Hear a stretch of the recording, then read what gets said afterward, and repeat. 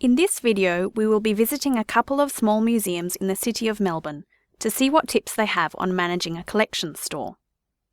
First, we are joining Narissa, Megan and Kitty at the Koorie Heritage Trust for their tips on managing a collection.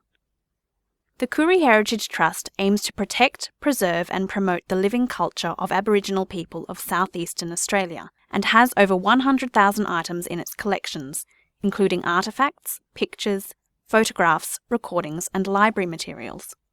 Here is an overview of their objects collection store.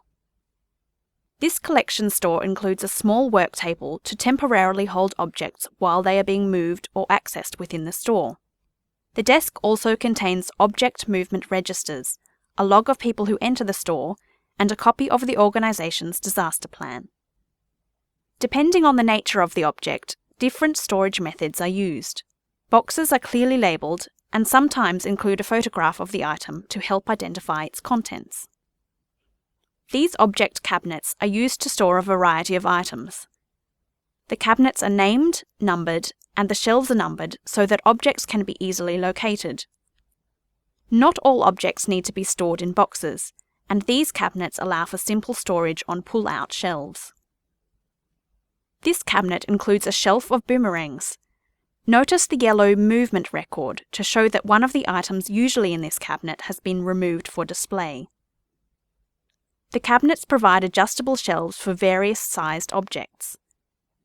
More fragile items can be stored within boxes in these cabinets. These carved emu eggs are protected by acid-free tissue paper.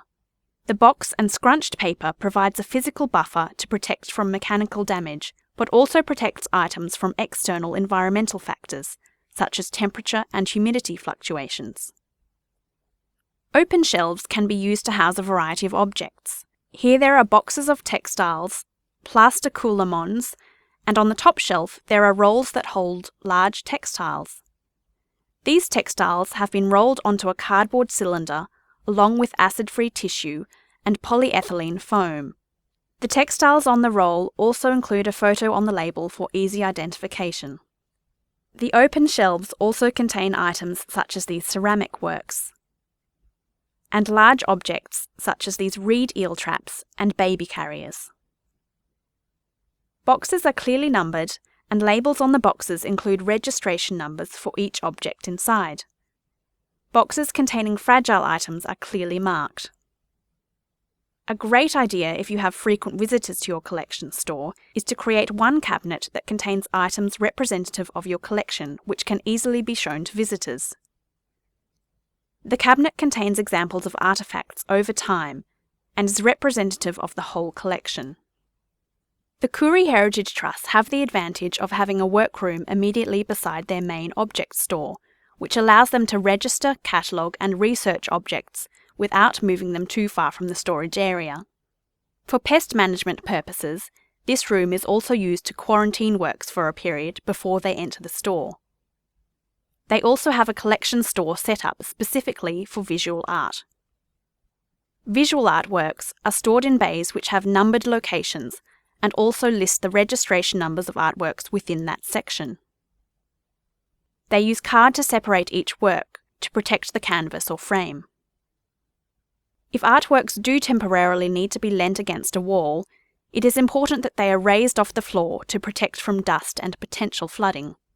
Raises can be small blocks made of foam or wood covered with padding. Unframed prints or works on paper can be protected in a custom housing like this, made in-house from archival cardboard, cut to measure and tied with cotton tape. Photographs are protected in archival sleeves and can be grouped together by photographer or location. The insert with each photo includes the registration number, and the registration number is also marked on the back of the print in case it is separated from its sleeve. They also have a number of rare books which are housed in a locked cabinet in the library.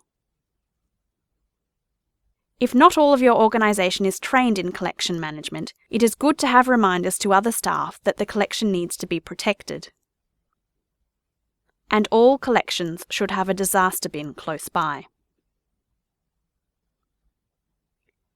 Our map manager Liz now joins Jim at the Victoria Police Museum. The museum has an extensive collection including photographs, documents and artefacts, and police service records from 1853 to today. The museum does not have a purpose-built collection store, so its collection is spread around a number of rooms within the Victoria Police headquarters. Since not all of the collection is together in the one space, it is extremely important that their cataloguing system includes a good location record for each collection item. Each collection store is numbered, and then there are location codes for various storage systems within each room. You can use codes like these to name the different types of storage you have in your museum. Because of limited space, the museum relies heavily on compactness to maximise the storage space for the collection items. Shelves are clearly numbered, all boxes are labelled, and items stored openly on the shelves have their registration label easily accessible. Some of their storage areas have a number of existing shelves which can be used to store lightweight boxes. Note, all boxes are labelled with their contents. There is also room for a small work desk for the collections management team when working in the store. The museum has a variety of items with odd shapes and sizes. Open storage is used for some, and open boxes are used for more fragile items that don't fit within the standard boxes. The museum also has plan drawers, which are useful for storing maps, posters and other print material.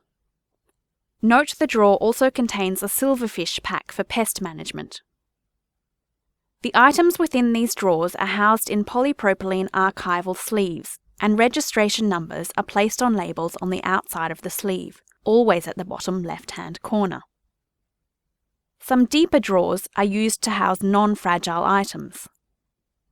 This drawer shows how you can create separate layers within each drawer and how you could label the sections for easy access. The museum has a vast number of uniforms in its collection, and most are stored in archival boxes such as this.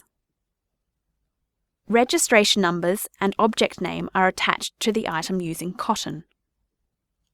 The museum has another compactus in another collection store which houses larger items. The compactus and the bay number are clearly labelled. The shelves contain a variety of items, however the museum tries to group like items together where possible. Every inch of collection storage is valuable, and the museum has installed a rack to hang framed works along the side of the compactus. A number of items are stored openly, and the museum uses cotton string to ensure the objects do not fall from their shelf when the compactus is moved. While it can be daunting to think about organising your storage for the thousands of items you might have in your collection, we hope that these tips might make your job easier. A well-organised collection store where you can easily locate your items is a very important aspect of good collection management.